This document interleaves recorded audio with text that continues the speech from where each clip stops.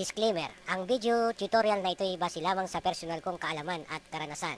Ngunit hindi po ako eksperto sa larangan na ito, hangad ko lang po ay makabahagi ng aral sa iba.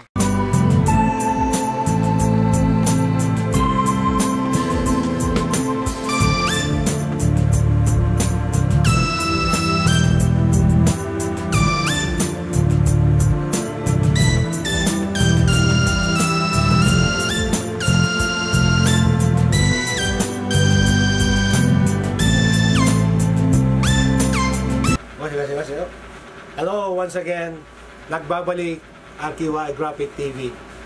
Nice ko nga pala pakilala sa inyo si Mingkoy, RQY Graphic. Ayan si Mingkoy, ayan ang puso ko. Hello, shoutout ka, dali.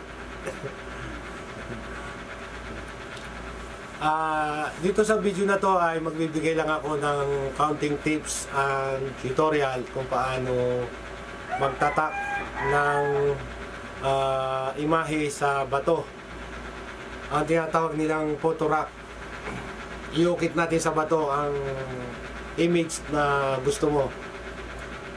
Kaya kung bago ka lang sa channel ko at hindi ka pa nakakapag-subscribe, pindutin mo na ang bell at mag-subscribe ka na para lagi kang updated sa mga video kong i-upload. Kaya guys, yung mga nag-umpisa pa lang ay itong video na to ay panoorin nyo para makapagbigay lang ng kahit counting gabay. Yun lang, at shoutout nga pala sa mga bago kong viewers at sa subscriber. Umpisa na natin para hindi na tayo patumpik-tumpik pa. Kaya mga lods, nakapag-print na tayo. Bantayin natin yung pinipag natin. Yan mga lods, ito ay sublimation process, kaya medyo matingkad ang kulay. Pero ito ay pag nalapak na natin siya sa heat press, ito ay mabubuhay ang kulay.